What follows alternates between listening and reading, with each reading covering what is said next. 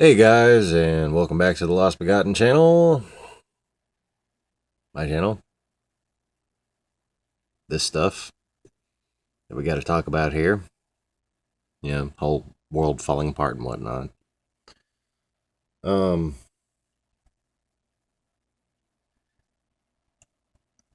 I'm guessing some people are wondering what I might have to say about the whole Donald Trump thing. But if you really wonder after my wisdom, you should probably already know how I feel about Donald Trump. And I don't often like to use the term slippery slope, but no, you do not target a religion from this country. It makes my head hurt to think that he fucking said that. Anyways, this video is not about that. This video is about the shit that is all meant to distract you from.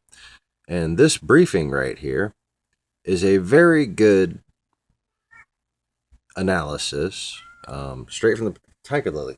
Please be quiet. Very good analysis straight from the Pentagon of what's going on while everybody's talking about what fucking Donald Trump said. So I might pause it now and again to comment, but otherwise, enjoy.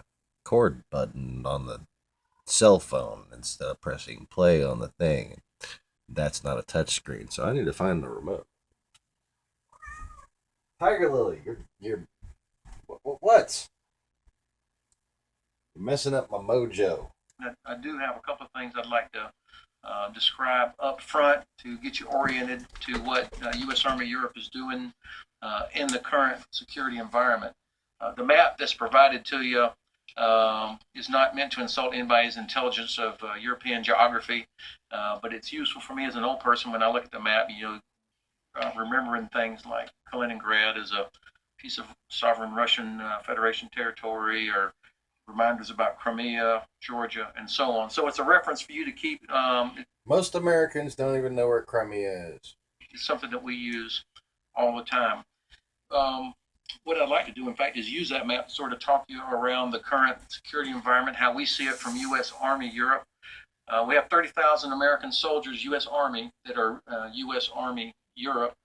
And so we work as part of U.S. European Command. We're the land component under U.S. European Command. General Breedlove is my boss in Europe.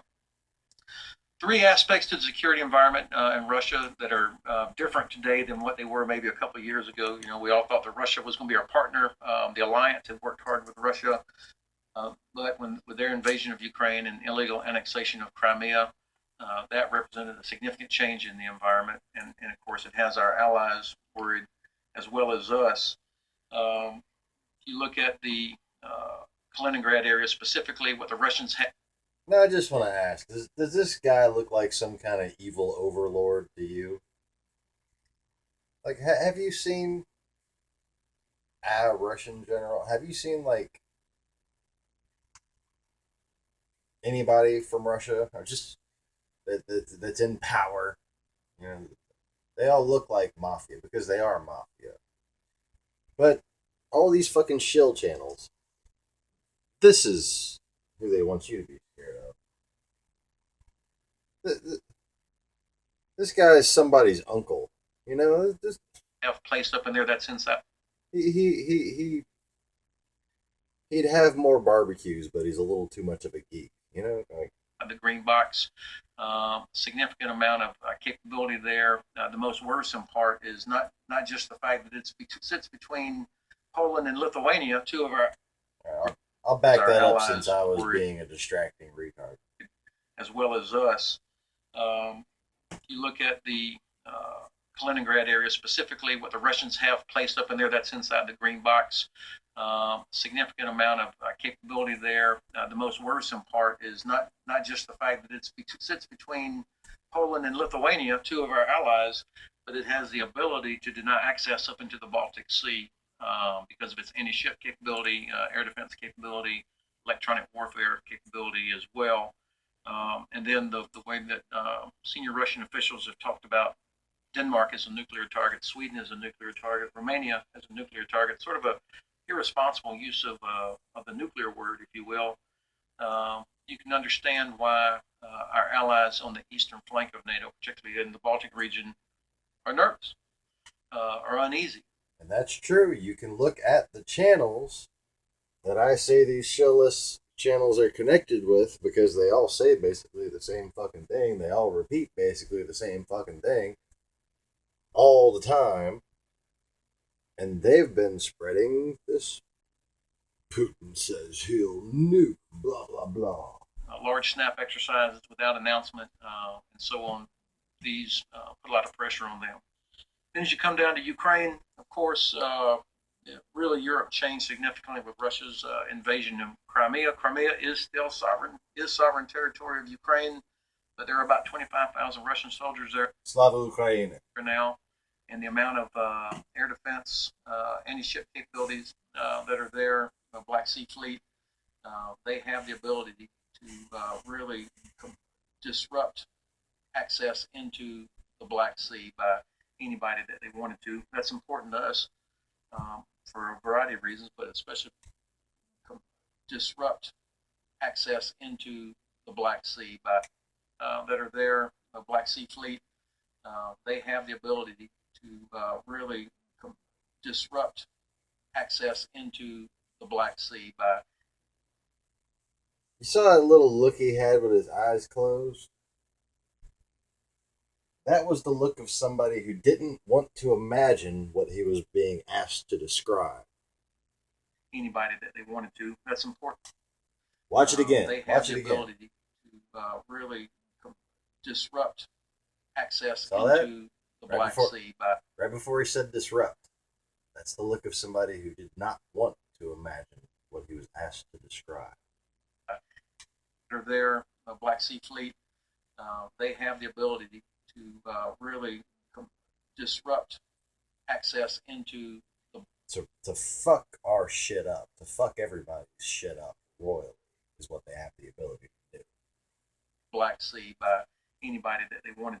Dr. Evil shit. That's important to us for a variety of reasons, but especially because we have three allies, Romania, Bulgaria, and Turkey, that are on the Black Sea, plus important partner country like Georgia, which is on the east end. And the power lines for all of fucking Europe, basically. And the Black Sea. And what's going on in the east end of Ukraine, the region known as the Donbass. Donbass. You know, this is an area where we really would like to see a political solution there. But the fact is, the number of ceasefire violations that have happened since the 1st of September, several hundred, several Ukrainian soldiers have been killed or wounded in the last few weeks. And the Russian side has not allowed the OSCE to do its monitoring job. So it's hard to have confidence that the rebels or the Russians are complying with the Minsk II agreement. So this is a part of our concern and what affects the security and stability in the region. I think, you know, we have about 400 American soldiers that are in Yavoriv Training Center, which is in the west end of Ukraine near the city of Lviv. This is something that started back in the spring in terms of training Ukrainian Interior Ministry troops. We trained 3 battalions of them using one of our airborne battalions out of 173rd Airborne Brigade based in Vicenza. We just started a new phase here on the 23rd of November where we focus on Ukrainian MOD troops. So we just started the training of 5, the first of 5 Army battalions there at Yavoriv. This process has matured, of course, and so now we have something called the JMTGU, Joint Multinational Training Group Ukraine. It consists of Americans, but also British, Canadian, and Lithuanian soldiers who are helping in the training process there in Yavoriv. And this also is part of the process of providing the supplies to Ukraine. More than $250 million worth of equipment supplies have been provided to the Ukrainian forces. I think it's important when we talk about Ukraine, and I'm glad that the Vice President president was in Ukraine earlier this week to remind everybody, Ukrainians as well as the rest of Europe, that we have not been distracted by what's happening in Syria, that we still expect Russia to live up to its obligations. And in fact, the rest of the alliance expects Russia to live up to its obligations.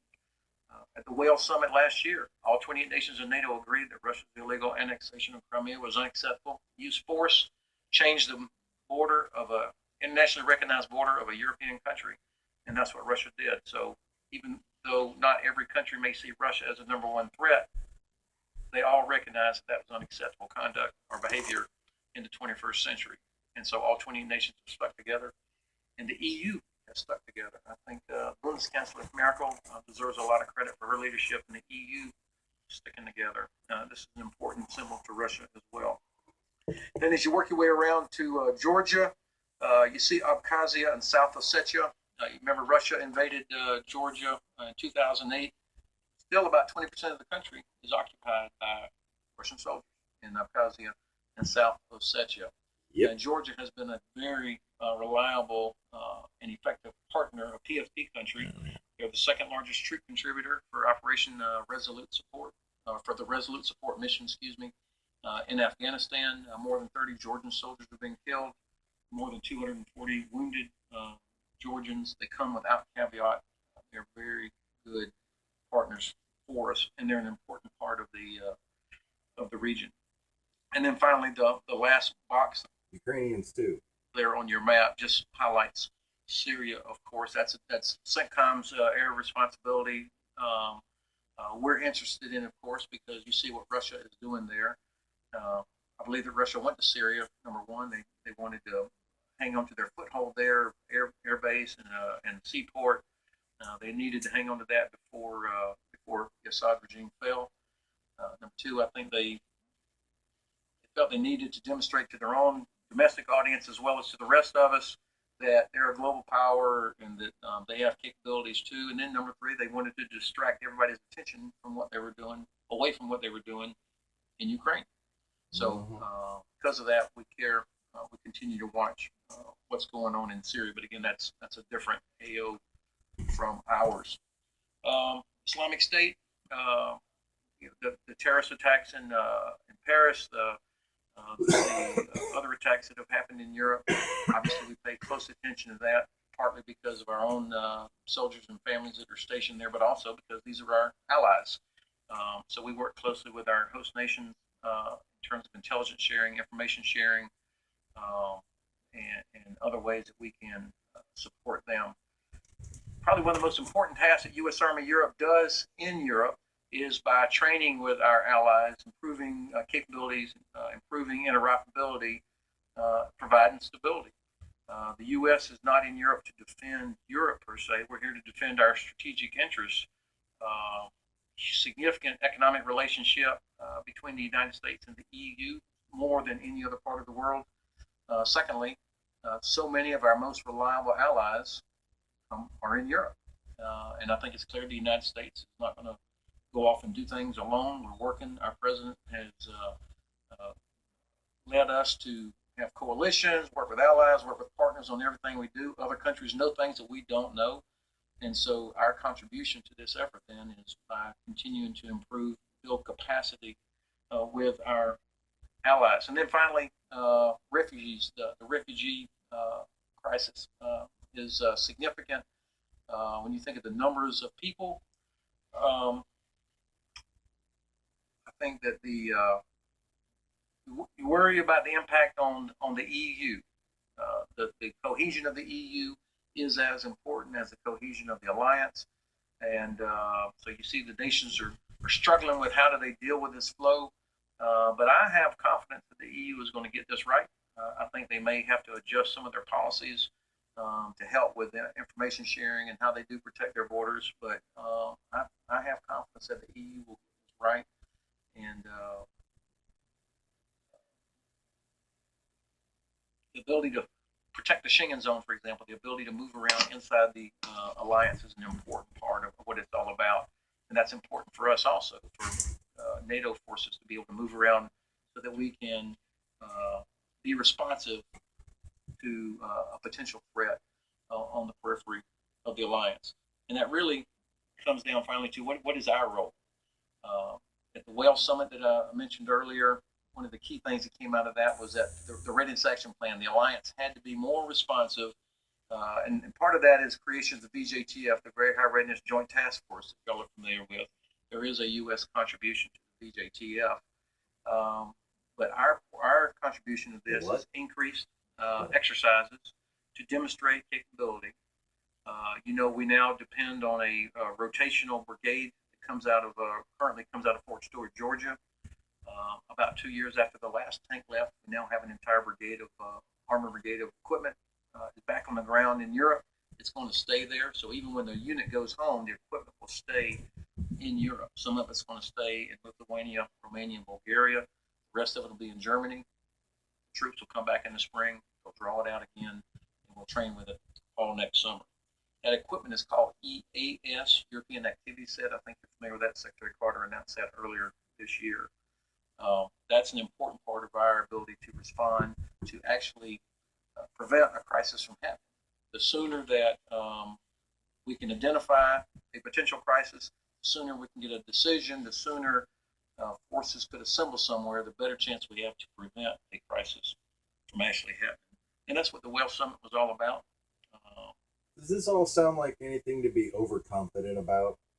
To help us prevent a crisis, to improve our deterrent capability. Does this sound like we're provoking? And finally, I depend on the reserve component. The National Guard with the State Partnership Program, 22 states matched up against 21 different countries in Europe. It extends our reach, if you will.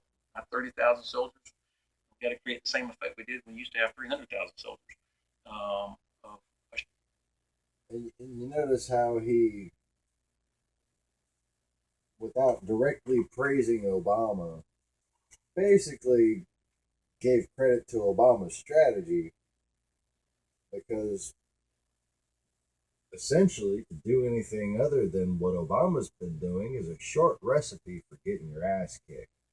Assurance and deterrence. And so the National Guard, 30,000 soldiers, we've got to create the same effect we did when we used to have 300,000 soldiers of assurance and deterrence. And so the National Guard, in a variety of ways, is very helpful there.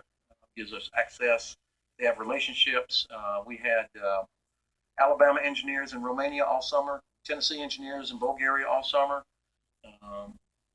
Illinois with Poland, California is state partner with Ukraine. So I have a California National Guard colonel as the commander of our training mission in Ukraine. So this is real substantive contribution by the National Guard. Of course, it's not free.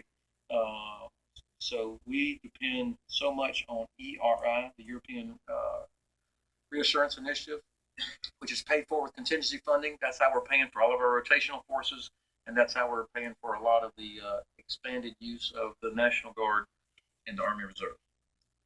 Okay, so with that, I look forward to any questions you might have. And if you don't have any questions, I do want to say Merry Christmas.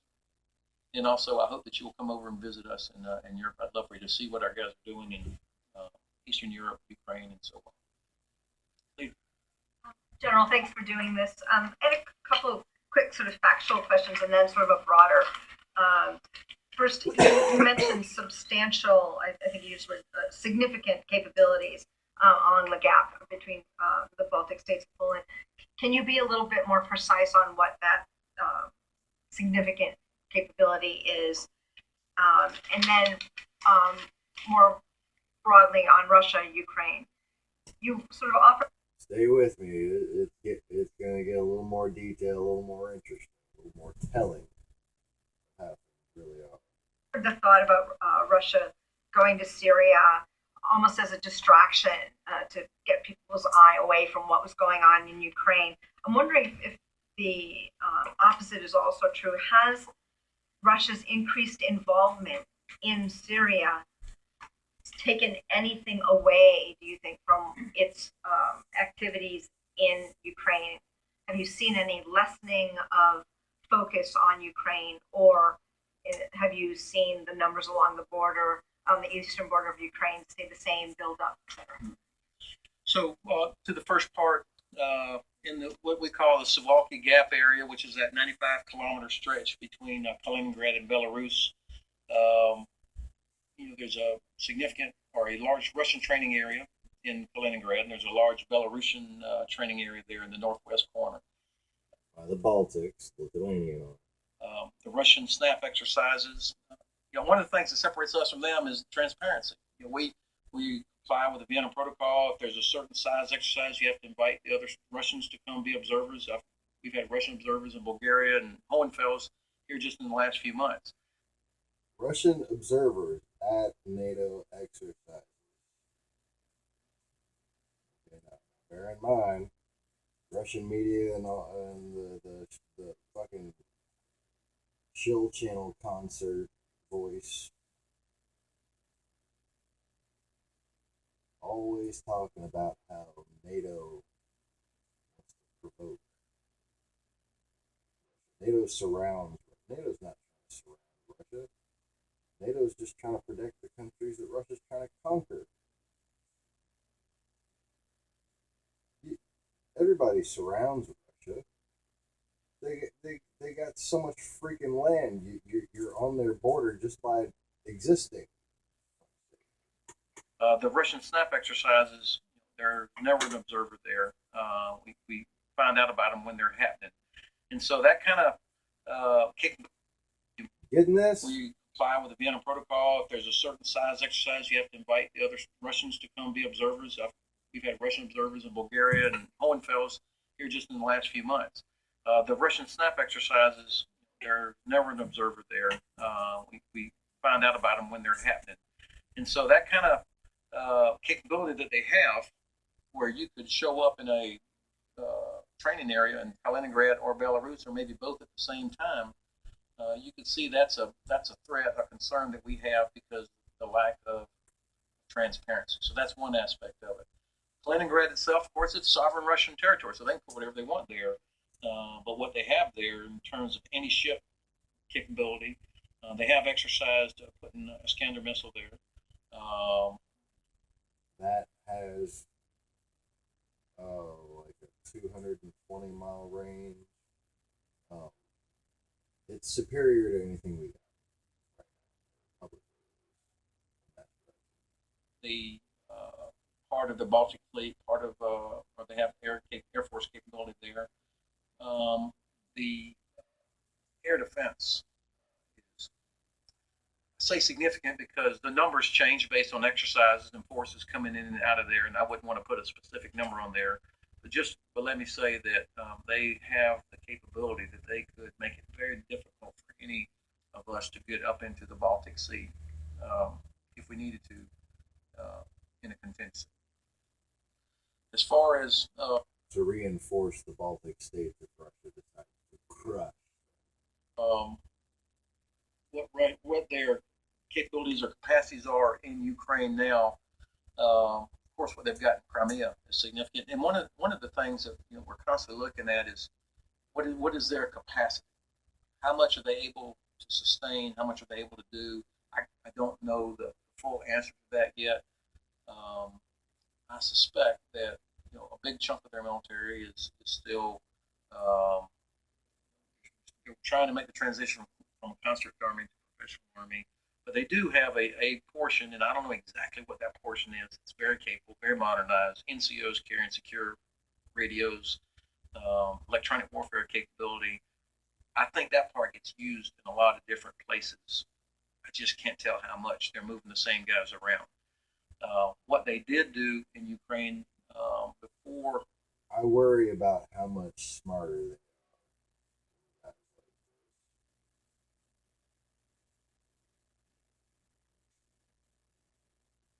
God,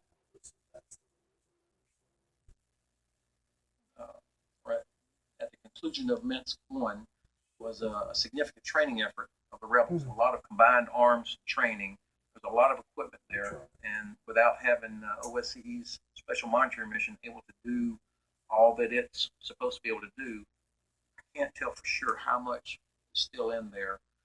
But the kind of things that the Ukrainian soldiers are facing is not stuff that gets assembled in your mother's basement. I mean, it's high-end electronic warfare capability, rocket launchers, volumes of ammunition, tanks with reactive armor, and in your mother's basement. I mean, it's high-end electronic warfare capability, rocket launchers, volumes of ammunition, tanks with reactive armor, and other protective capabilities. It's, that's what I mean when I say significant. Uh, the percentage of Russian military that's in, I don't know the exact percentage of their capabilities that are in Syria, but they definitely have the ability to do both. I'm sorry, just as a follow up, though, in eastern Ukraine, since the ceasefire, are you seeing the Russian numbers along that border go up, go down, increase capability or decrease capability? Well, the units vary. What stayed there though is infrastructure, and that's what takes a long time. You can move units in and They are experts in confusing the shit out of us. out, but if there's infrastructure there, uh, places to go, for example, command and control infrastructure, that's the part that takes a little bit longer time. That's still there.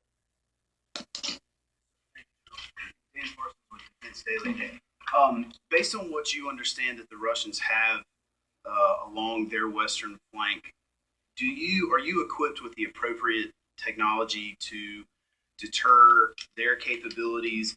Could you discuss the comparative ability, as far as you know, of our ability to transfer and concentrate when and where needed in times of crisis? And also, if you could just speak to the interoperability of our equipment and units with our allies in the region. Like 19 questions. All right. So first of all, indicators and warning, I think, is the first thing you're talking about on the front end there.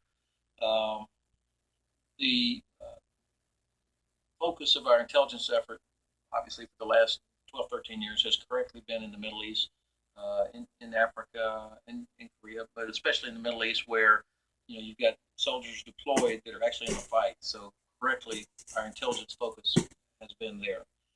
That's one thing. So now, and also, by the way, the training of linguists, Russian speakers, Ukrainian speakers, and so on. We've been cranking out Dari, Arabic, and Pashto speakers. So we're having to regenerate some linguist capability, and that's another place where the National Guard comes in real handy, and the Army Reserve, because you've got a lot of first and second generation immigrants from those countries.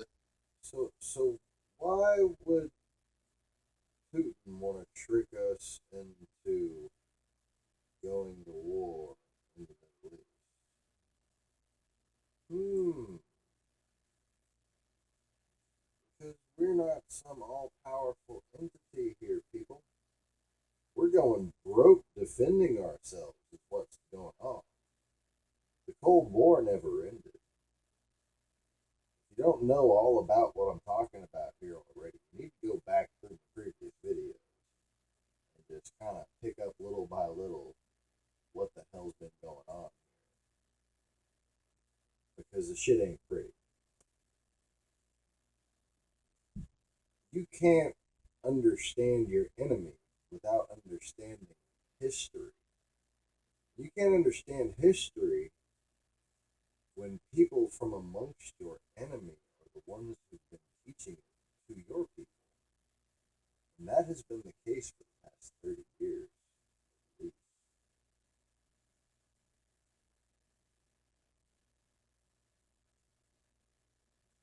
There's not a small amount of advanced equipment.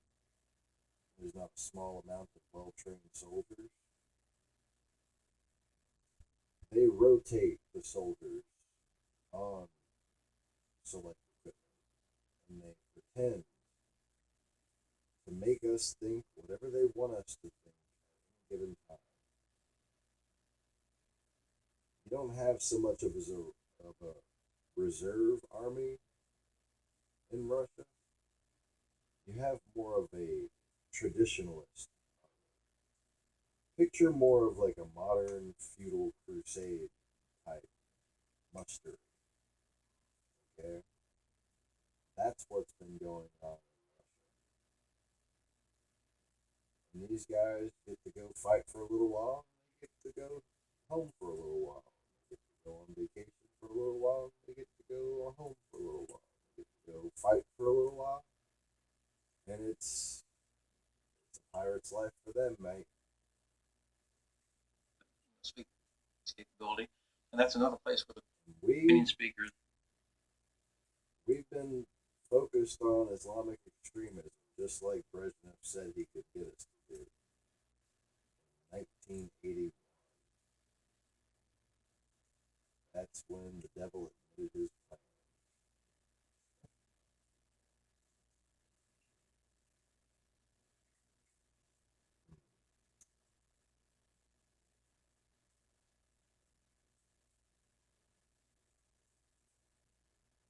So on. Anyway, We've been cranking out Dari, Arabic, and Pashto speakers. So we're having to regenerate some linguist capability, and that's another we don't really fucking know.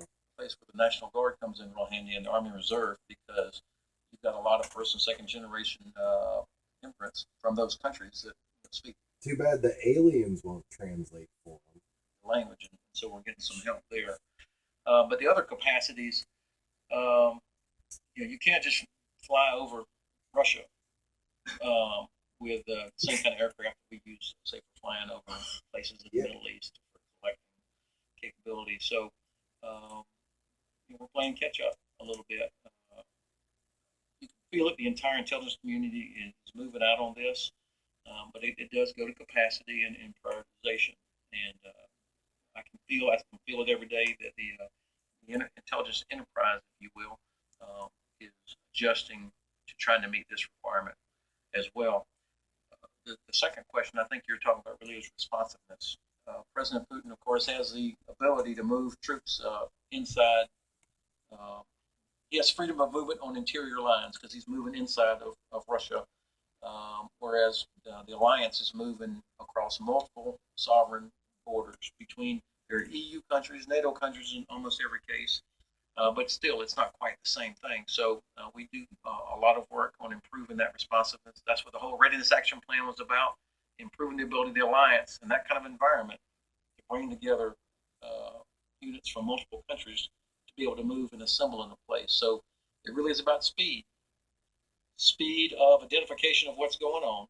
Are these little green men, or is this a dock worker strike? And there's a lot of aspects to be able to identify that. And it's not just platforms. It's about human. It's about we have soldiers that stay full time in those countries. Second part of speed is speed of a political decision to employ the BJTF, or maybe it's going to be a unilateral or bilateral to bring over our global response force, or to move forward station troops that are already in Europe to an area to prevent something from growing into a crisis. And then it's the speed of assembly. So that's the physics part. How fast can you get soldiers and equipment, either by rail or a road movement, assemble somewhere? So speed is really important. All these exercises we're doing, all the work that the Alliance is doing, is focused on improving speed of recognition, speed of decision, speed of assembly. That's our best chance to prevent something from growing into a real crisis. Now, obviously, a part of this is interoperability. When I went to Afghanistan, I knew almost a year out I was going to Kandahar. So, and I knew that I was going to fall in on an existing communication structure, a place, and people were coming and going. It was there. Now, when you look at what we have and the Russian use of information, which is kind of the leading edge of, we refer to it as hybrid warfare, but they call it new generation warfare. Information is in the fabric of what they do. It's not an add-on thing. It's in the fabric of what they do. So we refer to it as hybrid warfare, but they call it new generation warfare. Information is in the fabric of what they do. It's not an add-on thing. It's in the fabric of what they do. So it makes information is in the fabric of what they do. War. it's difficult to tell what's happening. They will not do us a favor of just lining up, tanks on the road like maybe we thought was going to happen 30 years ago. So that means that we have to show up. Units have and every other channel, just about, is deceiving you.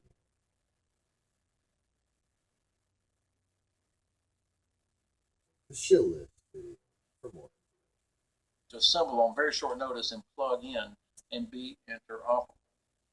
And again, that's what our exercise is about. Part of this is the technology thing we keep working on. But part of it's NATO standards, NATO procedures. The good thing is that almost all the leaders of all the countries have been together for years in Iraq and Afghanistan. I mean, I had the huge privilege to work for 3 months under the current, when I was in Kandahar, my boss was the Dutch Army Chief, General de Cruijff, and then it was General Carter, who's now the British Army Chief. Our Chief of Staff, General Milley, had multiple foreign officers serve under him who are now chiefs of their army. So, I mean, this kind of a network, if you will, of allied officers that know each other is doing a lot to improve our ability. I wanted to ask you, General Levi had said that there will be more activity sets put into Europe, and that this is about 2 or 3 months ago. I wondered where you are in the decision-making process in terms of adding activity sets, you know, where they might go, how big they might be, what types of equipment. Mm-hmm.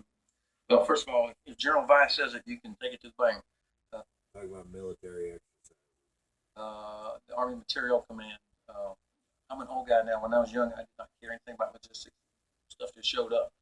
Now I know why it shows up, because people really work hard and anticipate requirements. And the Army has put their shoulder to the wheel on getting us capability back in Europe. So when we say EAS, we're talking about equipment, all the equipment of this heavy brigade, if you will, about 1,300-ish vehicles. That includes about 235, 240 tanks, Bradleys, and howitzers. And we have going to distribute it, if you will. When it's not being used, it will stay in maintenance facilities, what we call EAS sites, in Estonia, Latvia, Lithuania, Poland, Romania, and Bulgaria. All of those will be complete by the end of 2016. And Frank, ideally by September of 2016. 3 of them are done now. So the equipment is the 1st Brigade of the 3rd Division wraps up this rotation that they're on right now.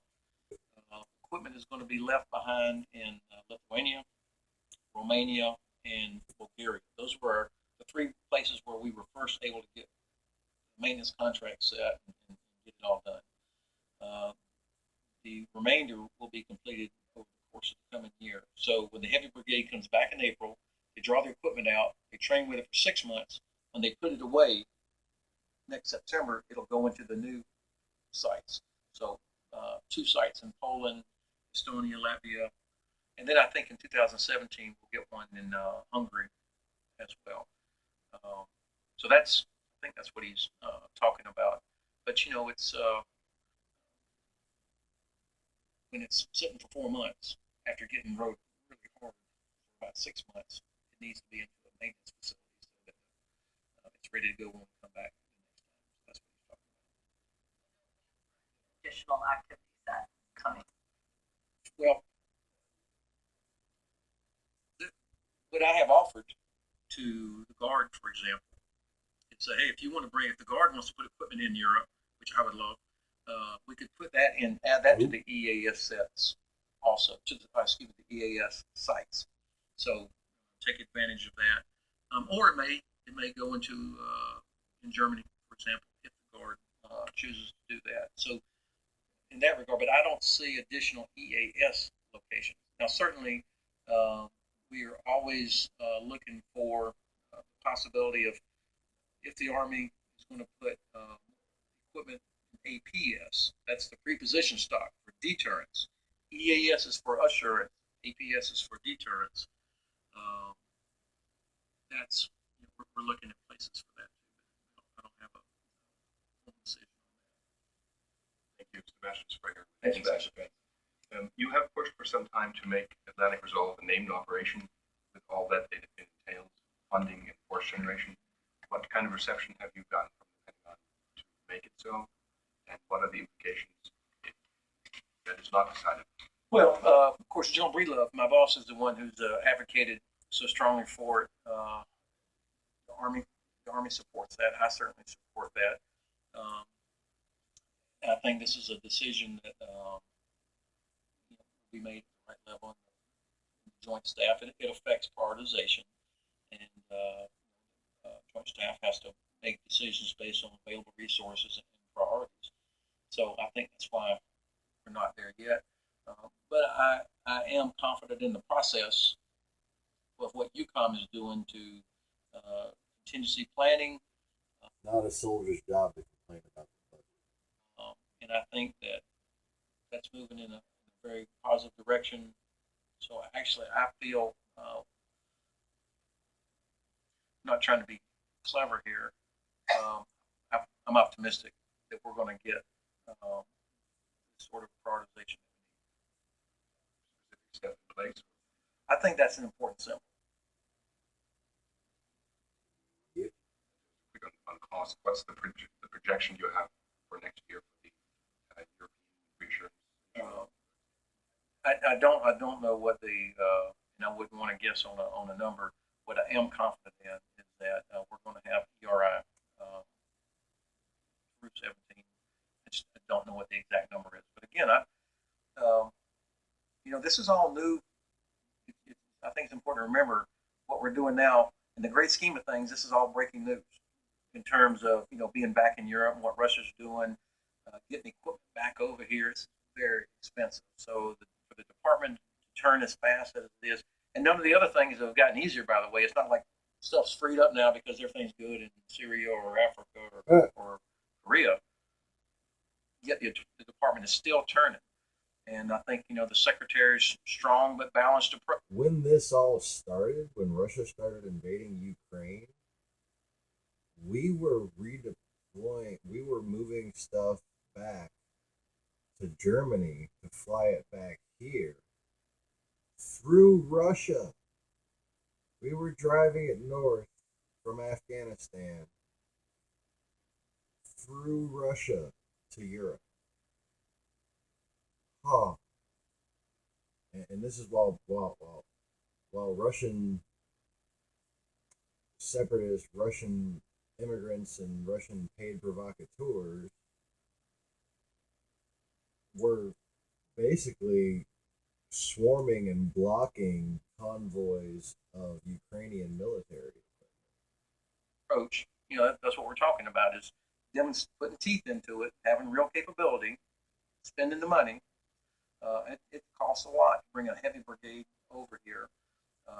Significant increase in access to the Guard and Reserve, but doing it in such a way that there's still opportunities to dial it back down so that we're not creating.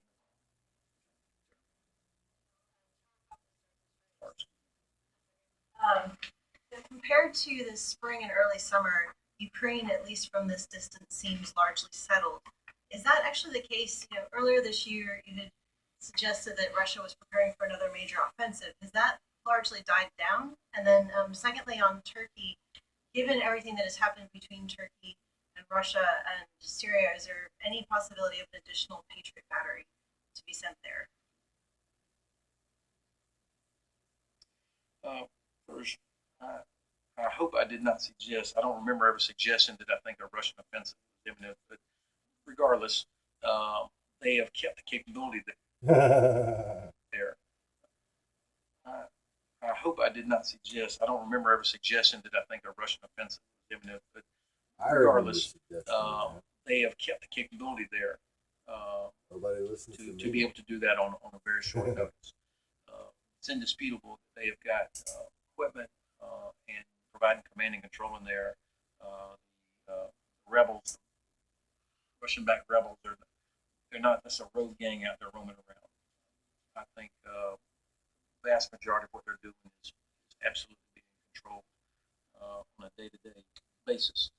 From OSCE reporting, not from Ukrainian reporting or but from the OSCE reporting, there's been over 750 ceasefire violations since 1 September. That's huge. Now, not thousands of people, and by the way, they're not all just on one side, but the predominance of them are on the Russian side.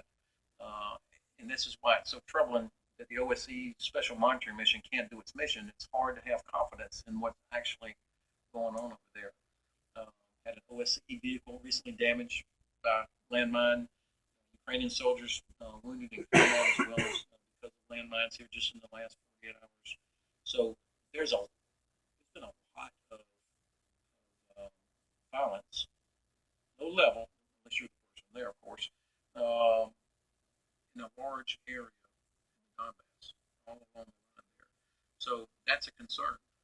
I think you heard General Breedlove the other day said, it doesn't look like Minsk is going to be fully implemented by the end of the year like it's supposed to. There's supposed to be elections, I think, in February. I think that it's not a settled situation at all. I wouldn't describe it that way. Now, did I address that sufficiently? Just one quick follow-up on that. Just say it's not settled, but compared to the spring and summer, are Sure. Okay, I see what you're saying. It's not done yet. I mean, where you've got battalions getting hammered with rockets all at one time. And in a lot of places, the heavy equipment has been pulled back. I don't mean to suggest that there's been zero compliance. I'm just saying it's in a state that's unsettled, and that it could be ramped up very quickly should somebody choose to. I think that's what it is. As far as Patriots, I think there was a significant amount of U.S. Air Force that's flying in and out of Venture Lake. That was there are other things that are being done to help with the withdrawal of our Patriots out of Turkey earlier this year. So I think the Department and Central Command are doing the right things to protect Turkey. So I'm not aware of any consideration of battery going back in there. Marcus Weiss, Mark Defense One, thanks for doing this. To go back to Kaliningrad and the pop-up exercises, can you talk to the frequency of how often these exercises are happening? And have you specifically seen the Russians do any type of drill to actually shut down the Baltic Sea? The frequency, I mean, these are not happening every week, not on that kind of a scale. I mean, nobody can afford that. We have seen them do exercises where there's a nuclear strike. They don't say Greenland and Silverland or Redland or stuff like that. They say NATO is the adversary when they do their exercises. I mean, they're pretty blunt about that. I personally have not seen a specific exercise where they pull it all together at one time to do just that. They've done lots of components that would be required to do those various things in terms of air, maritime, land forces. But I haven't seen one exercise that looked like a complete rehearsal for that. What type of scenario are they against? What type of countries or what type of? I'd rather not guess on it or wander too far from that. If you would let me come back to you on that, I would do that. All this realism, all this paying attention to what's actually going on. Not very comfortable to talk about. Did I thought about that guessing on that specific thing? I can remember bits and pieces of it. I can't remember specifically. I don't want to guess on it. Have to be careful. Bill, good to see you. I just wanted to follow up on Leda's question. So it sounds like the numbers of Russian troops along the eastern Ukraine border has gone down while the infrastructure is still there. Can you give us a sense by how much the number of Russian troops have fallen? Because at one point we were tracking it pretty closely. They go back over the border and the Russians have exercises. Then they go back and they attack them. And then also if that is directly related to Syria, if those troops have instead gone to Syria. I wouldn't want to get into a specific number because it does change a lot. I mean, it goes up. Is directly related to Syria, if those troops have instead gone to Syria. I wouldn't want to get into a specific number because it does change a lot. I mean, it goes up and down. The fact that the infrastructure remains allows them to move back and forth. I don't see a direct connection with they're having to take from here in order to do Syria. percentage of their capability that's in Syria is a relatively small percentage, at least of ground troops. I don't know in terms of what capacity the Navy and Air Forces are there. Certainly, they have a lot of capability there. But I wouldn't see that they're so stretched that they would have to take from here to put there. I do think there's a percentage of their army that is more modernized than, say, the rest. Probably is getting extra work in order to do certain things. But I wouldn't say specifically it came from there to go there. Well, I mean, like, they've invested in the entire Russian army is not top to bottom, carrying secure FM radios, got all the latest gear. So the modernization effort that's underway is not complete. So probably, again, I'd be guessing, but less than a quarter of the army is professional NCOs, got all the latest gear. That's what I'm talking about. Has the threat level for U.S. troops in Europe, has that changed since the Paris attacks, or any kind of awareness or safety measures for troops since the Paris attacks? Yeah, so I think we're doing all the things you would expect us to do for heightened awareness about doing proper force protection procedures. An important part of us being in Europe is having families there. It's that commitment, and we have soldiers there for 2, 3, 4 years. So having families there is an important part of that as well. So I have a responsibility to make sure that our soldiers and families are able to live there, work there, come and go, and do things in a way that's safe. So critical to that is our ability to share information with host nation, security forces, police, intelligence, and so on. I'm actually very happy with the quality and the level of cooperation in that regard. And for decades, I remember when I was a lieutenant about 100 years ago. In Russia, we tell soldiers, you live here now. If soldiers say, there are already people here, we say, you kill them. Then, you live here now. You had to get the briefing on, don't wander around waving look at me, I'm an American. Everywhere in, State Department has the same kind of guidelines. You try to blend in, not attract attention so that you can go around. We're doing all those things.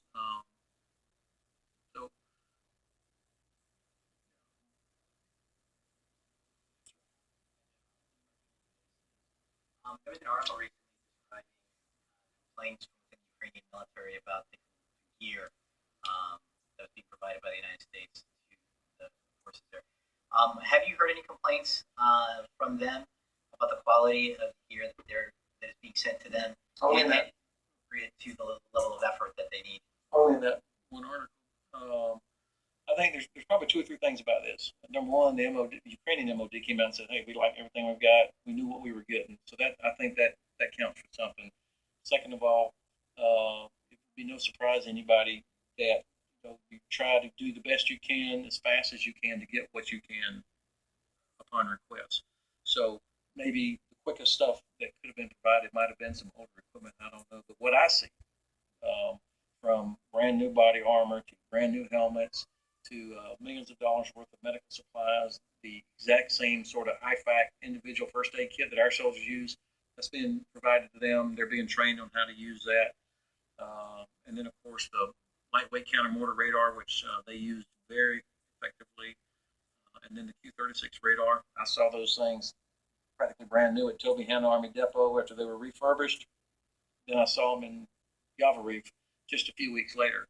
So I think a huge investment by the United States. The most important thing is the quality of training. We have hundreds of soldiers there for months helping to train Ukrainians. So I'm very proud of of what we're doing to help them. And by the way, we're learning a lot from Ukrainians. Now, as far as this article, I've been running support for Ukraine, USA, UK, and Australia for the past 2 years. And there have been a constant stream of Russian trolls. Guys who, even say on their profile they live in Moscow. Okay?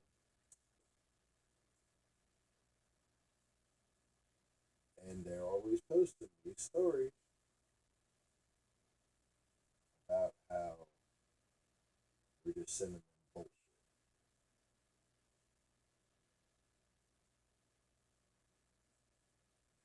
What I've said in that news group and on this channel is that,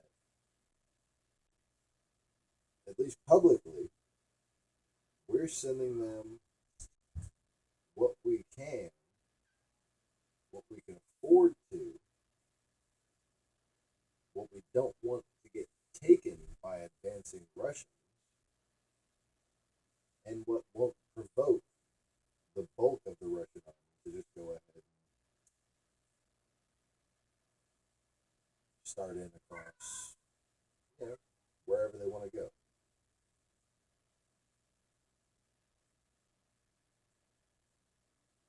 At least here. Fact of the matter is, we just started moving tanks and equipment. We didn't have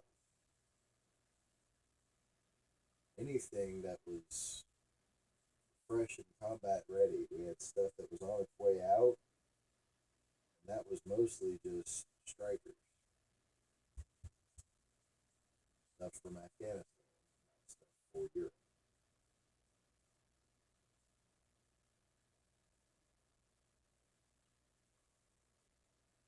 While we're moving that through Russia,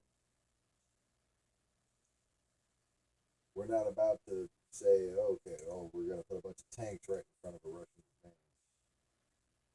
We don't even have enough tanks to stop them. We're just going to piss them off and get our asses kicked. Let's volunteer for a lose-lose situation. No. Everything we did for good reason. Most of them are veterans. I've never been under Russian artillery fire or rocket fire. They have. So we're learning about Russian UAV capability, electronic warfare capability, what it's like to be on the receiving end of smart rockets. Not good. Ukrainians, they're having some talk about maybe counter battery radars or counter battery equipment. Well, of course, that's what those radar are. They got the lightweight counter mortar radar, and then the Q-36 radar, which just arrived in November. They're training on those right now. That's what we use. Is Q-36 radar. That is a lifesaver. Lifesaver. Massive scale.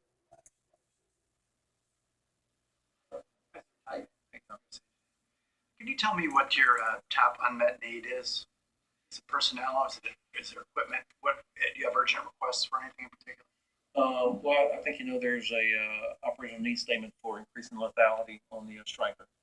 So Army working hard on doing that. Congress responded very quickly to support us there. So we'll have go from a 20 millimeter to a 30 millimeter gun on some of our Strikers. That will be very helpful. The RFF process, is underway, and aviation really important to us because aviation is such I'm an infantry soldier. I love aviation. It's such an important enabler. So I believe we're looking at an increase in our aviation capability, but it's going to be rotational. I don't see anybody being able to. There's no state that's going to say, "Hey, why don't you take these 5,000 soldiers out of Fort wherever, restation them in Jordan?" That's just not going to happen. So the Department of Defense is working very hard to resource us with rotational forces as well as Guard and Reserve. Aviation would be right at the top. Because of A, the usual liberal whining, and B, all the fake conspiracy channels, turning people who are just trying to find the truth into traitors. That guy's not out to get you. He lives and breathes protecting you. He eats and sleeps saving your life every day. There's never enough engineers, never enough artillery. Aviation will be at the top. Can you talk a little bit about what you may have learned in Trident Juncture? So Trident Juncture is an exercise we've been doing in Ukraine actually for quite a few years. Well, It was generally done as a international peacekeeping type exercise, multinational, co-hosted by the United States and Ukraine.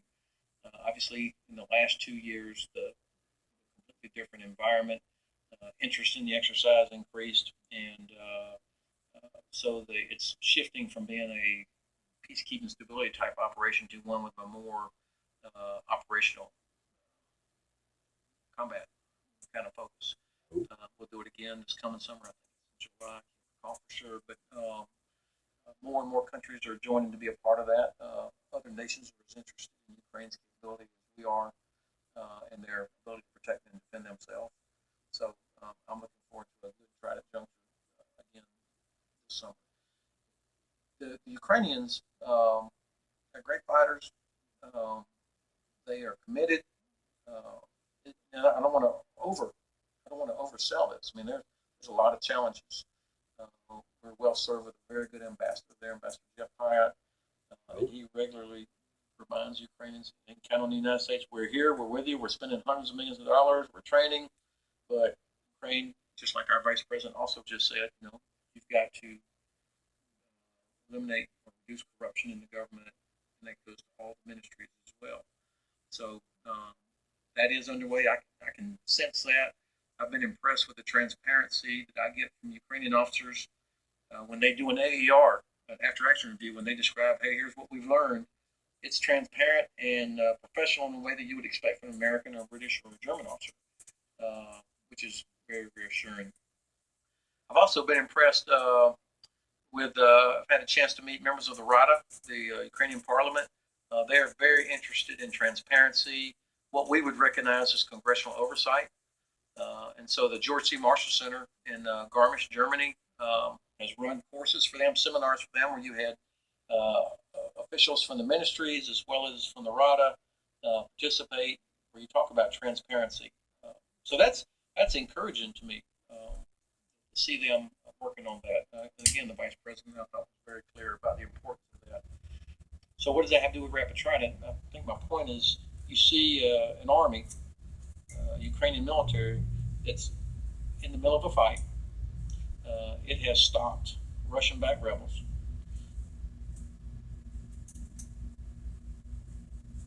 And that's all, folks. Like and subscribe. Thanks for watching. I hope you found this informative and stimulating.